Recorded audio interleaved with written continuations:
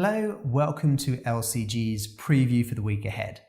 I'm going to discuss the upcoming ECB meeting, the importance of earnings season in the currently volatile markets, as well as the breakout in the price of gold. But before that, I'll run down the biggest events on the economic calendar.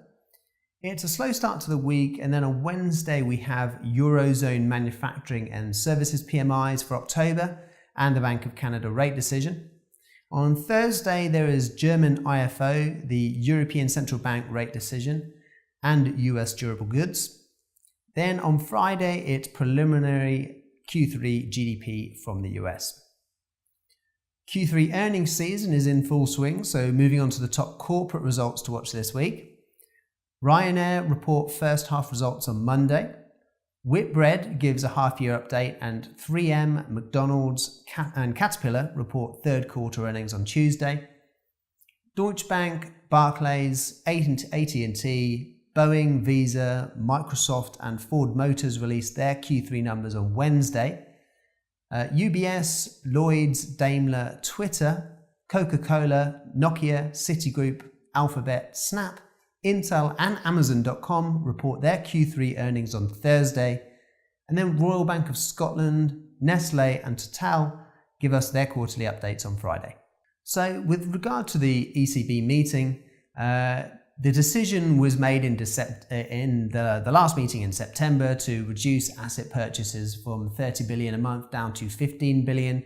So in essence, what we learned from the recent minutes is that the ECB continues to be on its kind of pre-planned process for tapering its asset purchase program. The ECB has become a bit more cautious on growth. That's understandable. There are global issues like the trade war, the downturn in emerging markets, which all could obviously affect Europe and the European economic cycle.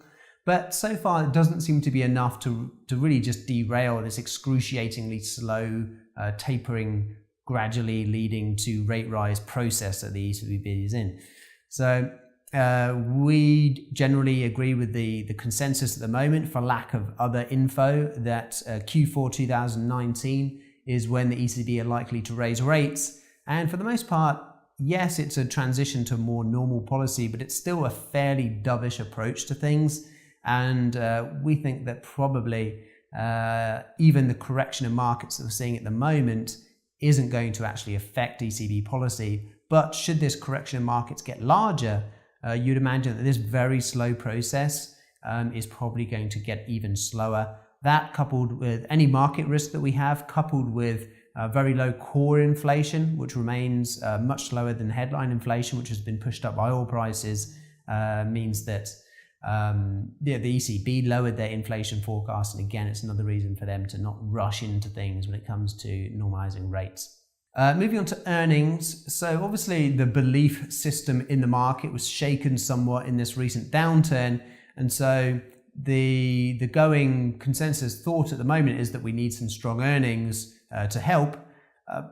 Clearly good earnings, they won't be a bad thing for the market. But I think probably a little bit too much emphasis has been put on earnings so far. So when it was a very good day for Netflix and IBM results, and for some of the big banks, Goldman Sachs, Morgan Stanley, etc., we saw a big 500-point rally in the Dow one day last week. But I think a large part of that is probably short covering, not so much massive enthusiasm for earnings.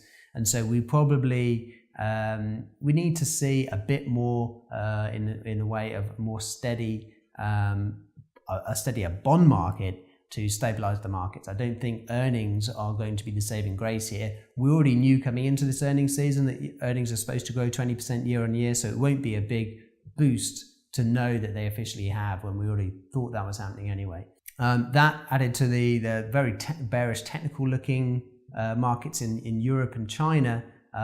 We tend to think that maybe this the move higher in the indices could falter out, and we might be looking at another leg lower in US stocks, even if there are some blowout earnings.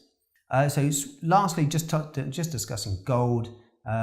We tend to think gold has found a base here, but obviously we've had some very bearish action leading into this, and so gold can't turn around on a dime. Probably the best hope for gold is that it becomes more of a preferred haven again. And we saw the first inklings of that in the sell-off from a couple of weeks ago. It wasn't the dollar that everyone went to. Actually, the dollar moved lower. It was gold eventually that everyone moved into. It went higher on the day of the biggest sell-off and then broke out when we sold off again the next day. So I think what we need to see really for gold to do well is for not only the dollar to be edging lower against the major currencies as it has been, but it also needs to drop against the emerging market currencies too, like it did in the recent sell-off. Right, well, thank you very much for watching. Good luck for trading this week. And if you want to see these videos as soon as they're released, please follow LCG on YouTube and social media.